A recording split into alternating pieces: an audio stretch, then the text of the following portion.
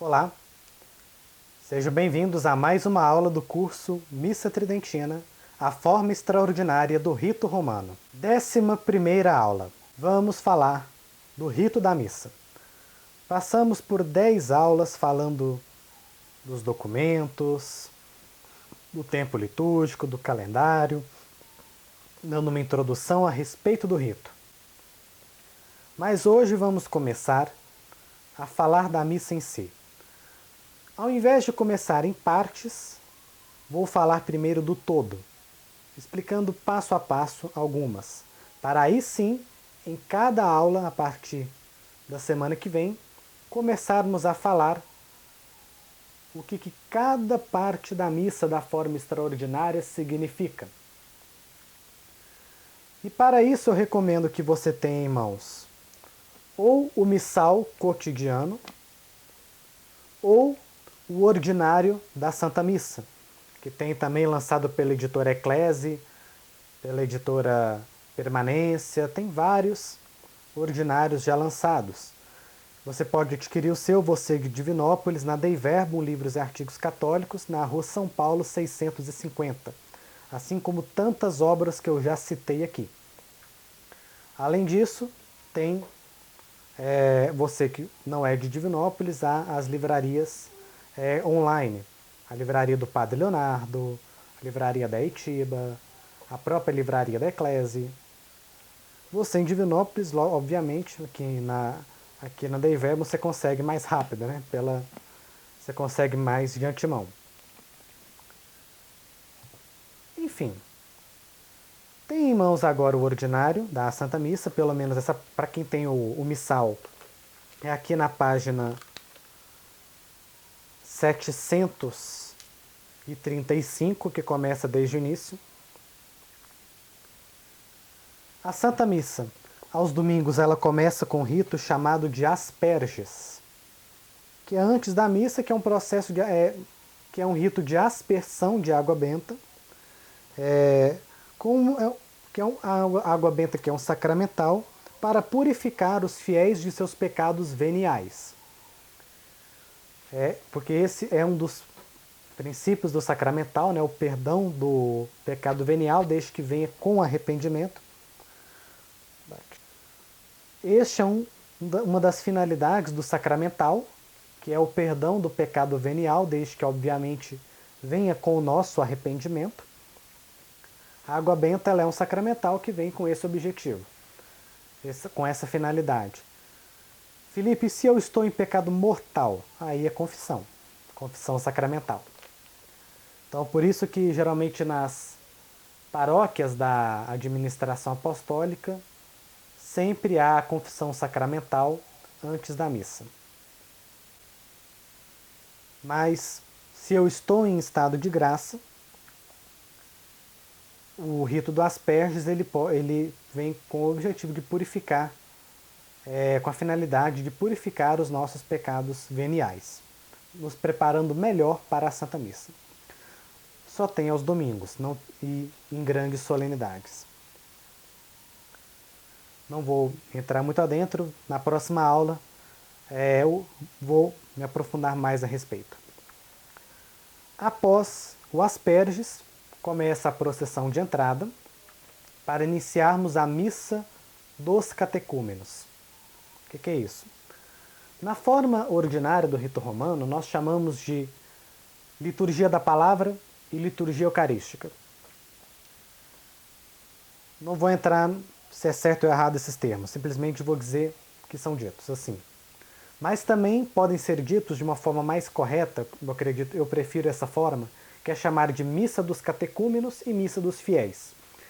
Isso porque a parte da missa dos catecúmenos, que é do início da missa até o creio, ela é uma parte em que todos podem assistir, e é uma parte catequética, ou seja, não só para os fiéis, mas também para aqueles que se preparam para receber o batismo e qualquer pagão que por curiosidade queira conhecer.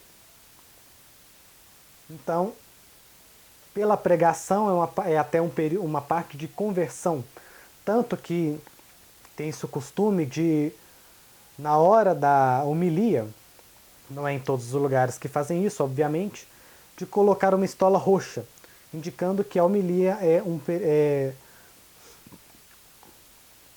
ela tem esse caráter de conversão, esse caráter penitencial de conversão.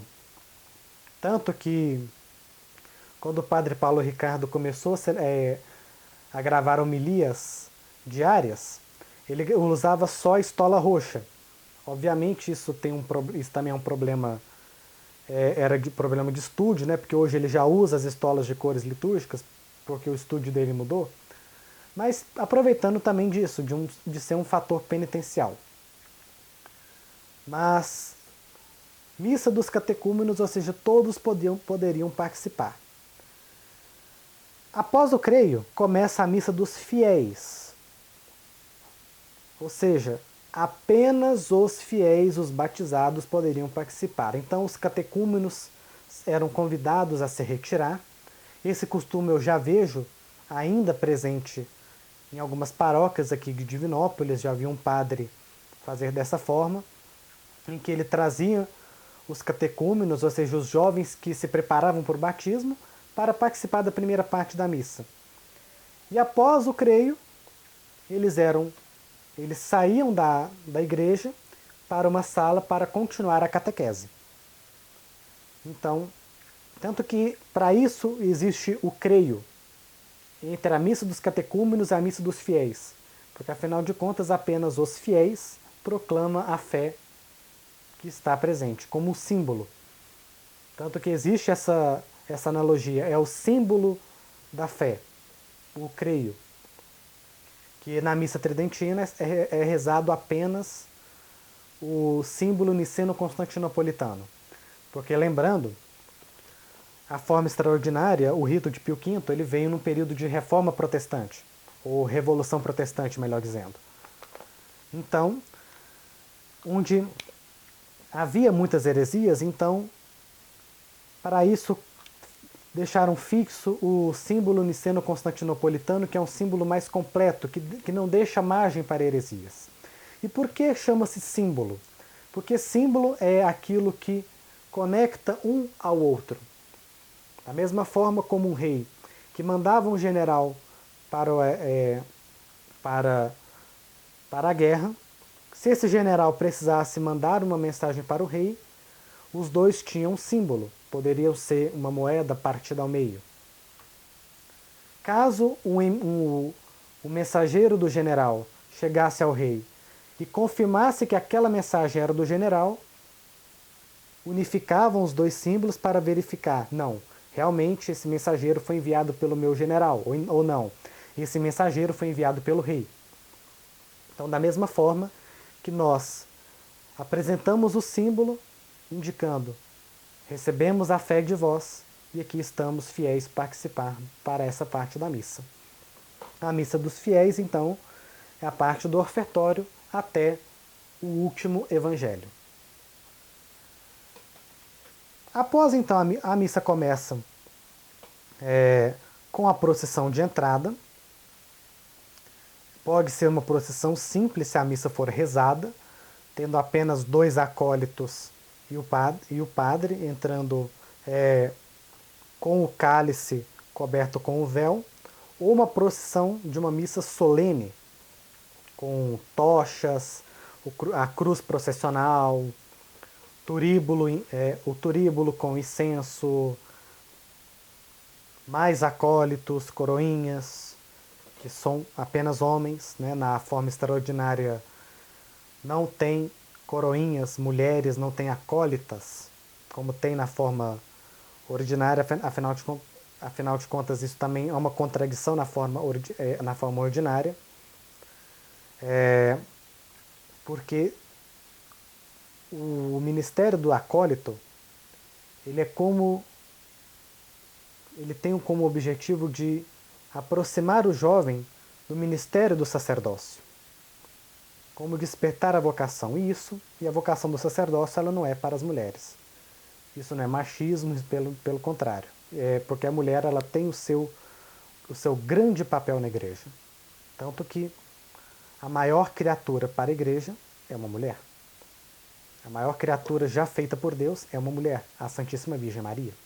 Ela é maior do que todos os santos, maior do que os anjos. Ela está abaixo apenas de Deus. Mas há ofícios em que Deus designou apenas para os homens, a mesma forma que Deus designou ofício apenas para a mulher.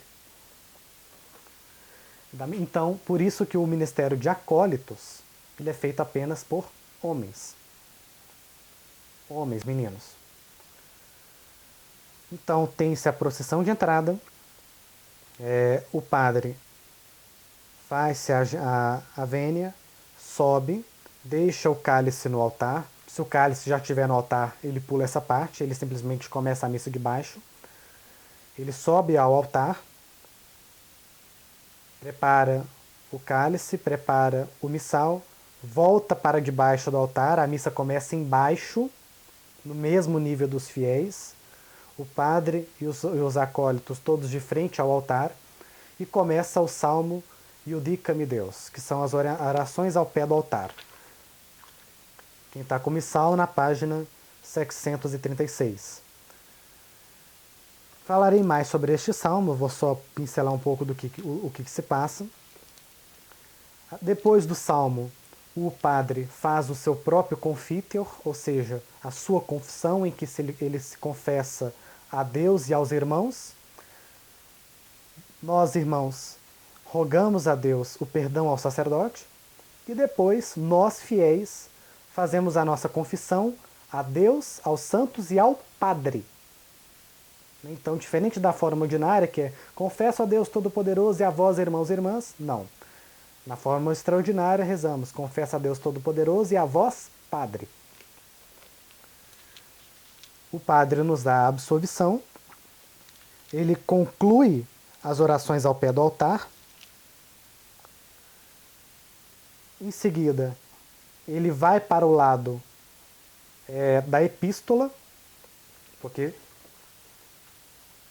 imagina o altar, ele tem o centro, onde está o cálice e o crucifixo, obviamente. O lado onde o missal começa é o lado da epístola, que para quem está assistindo, para um fiel que está assistindo, é o seu lado direito. E o lado esquerdo de quem está assistindo é o lado do evangelho, ou seja, o missal vai para aquele lado na hora do evangelho. Então lá o padre vai para o lado da epístola para ler o introito, ou seja, que é uma antífona da missa do dia. Depois ele vai para o centro para rezar o Kyrie. Quando é cantado, ele reza normalmente, mas se for cantado, a Assembleia canta junto com o coral. Em missas festivas, canta-se o Glória, exceto se for missa de festa de segunda classe abaixo, que não seja no domingo, todo domingo canta-se o Glória, exceto domingos de Quaresma e Advento. Após o Glória, a oração da coleta, a leitura da epístola. Na missa tridentina tem apenas uma leitura, que nós chamamos de epístola, exceto na missa da Vigília Pascal e nos sábados das têmporas. Tanto têmpora de setembro, têmpora do Advento, têmpora da Quaresma, em que tem mais leituras. São poucas as missas em que tem mais leituras. A maioria tem apenas uma leitura, que é a epístola. O padre mesmo lê a epístola. Quando tem diácono, quem lê é o diácono.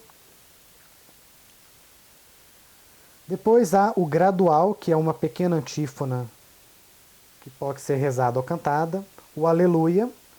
Quando é a quaresma, troca-se o aleluia pelo tracto, que é um cântico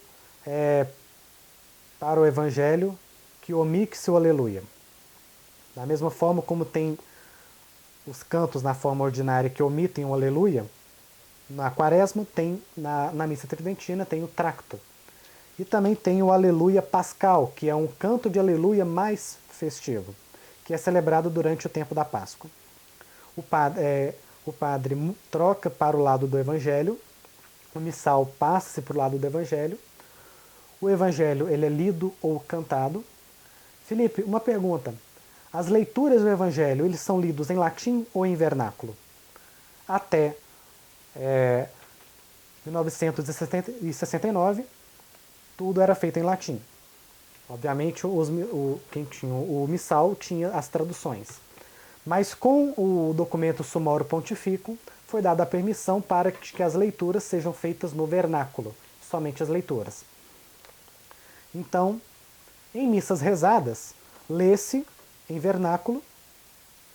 Nas missas cantadas, canta-se em latim para depois ler em vernáculo. O sacerdote, então, lê o Evangelho, né? O sacerdote lê o Evangelho, na qual ele fala, ao invés de proclamação do Evangelho, ele fala sequência do Evangelho de Jesus Cristo, segundo, isso em latim, não é óbvio, sequentia Sancti Evangelii secundum Ioanne, Mateu, Marcum, Lucam. Ou então inicium, né, quando for, se por acaso for no início do Evangelho. Após o Evangelho, o sacerdote começa a sua homilia. Terminando a homilia, em missas festivas, reza-se o creio no meio do altar. Após o creio, já vai direto ao ofertório. Não tem orações universais, como tem na forma ordinária. Então o sacerdote já começa o ofertório, que é bem diferente entre aspas, mas as orações do ofertório elas são bem diferentes comparadas à da forma ordinária. Vou falar disso na minha aula sobre o ofertório. Enquanto o ofertório ocorre, nós, os fiéis, entregamos as nossas orações, entregamos a nós. O sacerdote oferece o pão e vinho, da mesma maneira em que ele se oferece como vítima, in persona Christi. Então, nós colocamos nossas intenções, agradecimentos, ou seja, aquilo que nós oferecemos ao altar do Senhor. Não deixe de fazer isso, porque, como diria um santo da igreja, nesse momento os anjos passam para recolher as suas orações, os seus pedidos e levar ao altar do sacrifício. Não deixe que o seu anjo vá de mãos vazias. Após o ofertório, tem o Orate Fratres, né, orar irmãos, a oração da secreta, que é sobre as oferendas, o início do cânon, que a oração eucarística, que é uma só, é a oração eucarística número 1, o prefácio, que é o próprio do dia. Após a leitura do prefácio, tem o canta-se o Sancto, em latim, Sanctus, Sanctus Dominus Deus Sabaoth. O cânon romano, que é a oração eucarística número 1, ela é única, não tem outra oração eucarística, apenas essa é rezada. Todo o processo da oração eucarística é feito em silêncio, enquanto permanecemos em estado de oração e adoração. Então tudo é feito no silêncio. Pode-se cantar após a consagração um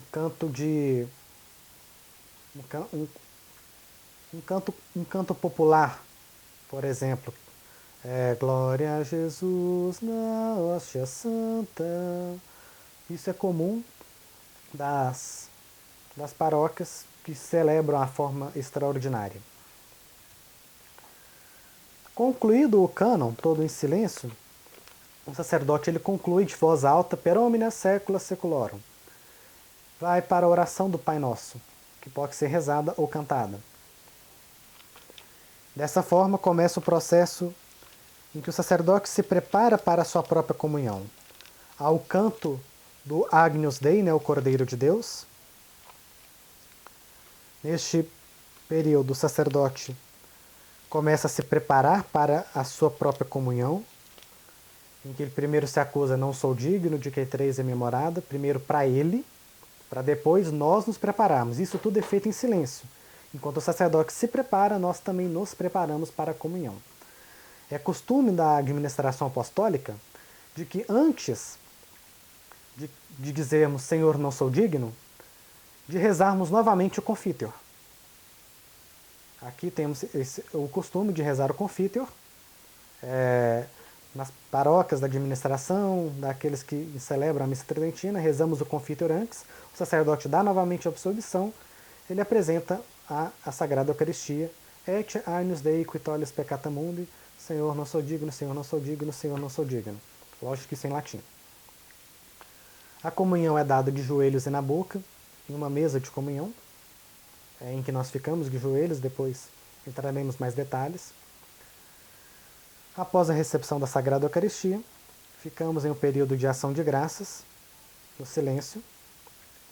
O sacerdote vai para o altar após purificá-lo. O sacerdote vai para o altar, reza a antífona de comunhão, a oração da comunhão. Vá para o centro do altar para dar a bênção, dá a bênção final, depois volta para o lado do Evangelho para ler o último Evangelho, que é o Evangelho de João, que é omitido em algumas missas, bem poucas na verdade. Mas na maioria das missas, lê-se o Evangelho, que é o primeiro capítulo do Evangelho de São João, né, até o Verbo de Deus fez carne e habitou entre nós. Após a missa ser concluída, o sacerdote vai para a sacristia, e é o costume dos fiéis rezarem as orações no fim da missa, que foram instituídas pelo Papa Leão XIII, com um acréscimo de São Pio X. Essas orações são 3 Ave-Marias, uma Salve Rainha, uma oração pela Igreja e o exorcismo de São Miguel, que foi incluído pelo Papa São Pio X, que pediu também, né, para que rezasse a jaculatória, Coração Sagrado de Jesus, tende piedade de nós, que possuem indulgência de 10 anos, para quem rezasse após a missa pela conversão da Rússia. E é costume de que se fique em silêncio nesse período, buscando maior tempo em ação de graças no tempo em que Nosso Senhor está ali. Isto porque diz, né, que após a comunhão, Nosso Senhor fica presente conosco por volta de 10 a 15 minutos. Então, que tiramos esse tempo para ficar com Ele. Como recorda aquela história de São Felipe Neri, em que havia uma pessoa que, após ela receber a Eucaristia, ela ia embora. São Felipe Neri viu isso e falou, falou com um acólito, na próxima vez que você vê essa pessoa ir embora, você leve uma tocha e fica atrás dessa pessoa. Dito e feito, na outra missa a pessoa comungou e saiu da igreja. O acólito foi lá, pegou uma vela, ficou atrás dessa pessoa sem perceber, o pessoal começando a rir dessa pessoa e ela não entendendo nada, quando virou, viu um acólito atrás. Falou, mas o que você está fazendo? Isso é ordem do padre Felipe Neri. Ele foi lá tirar satisfação. Mas o que é isso? Você mandando um acólito me seguir com vela? O que é isso? Meu senhor, é regra da igreja. Toda vez que o Santíssimo sai da igreja, ele deve ser guiado por velas. É isso, meus caros. Após a comunhão, nós nos tornamos sacrário. Então, se permita esse tempo de silêncio. Se permita nem que seja esse tempo de ação de graças. Hoje o mundo está muito barulhento. Se não entrarmos no silêncio e permitir que Deus fale, nós vamos enlouquecer e correr o grave erro de nos acharmos totalmente poderosos, acharmos que por nossas próprias forças podemos vencer o mundo. E isso é pelagianismo. Então, banhe-se pela graça de Nosso Senhor. Isto é apenas um compilado da missa. A partir da próxima aula, vou falar ponto por ponto. Deverão ser aulas talvez mais curtas, vídeos mais curtos, né? Porque vocês estão acostumados a vídeos de 20 minutos, 25 minutos. Deverão ser aulas, eu acho que não devem passar de 10. Mas, que agora vou falar de pouco a pouco das partes da missa que eu acabei de citar. Então, não se esqueçam de curtir esse vídeo, se inscreverem no canal, divulgar o nosso conteúdo se você estiver gostando, curtir as páginas da Confraria São Tomás Mor, acompanhar os nossos eventos. E dê a sua sugestão, deixe suas perguntas e dúvidas a respeito da missa nos comentários aqui abaixo. Faremos um vídeo no final do curso respondendo essas perguntas. Mais uma vez a todos, muito obrigado e até a próxima.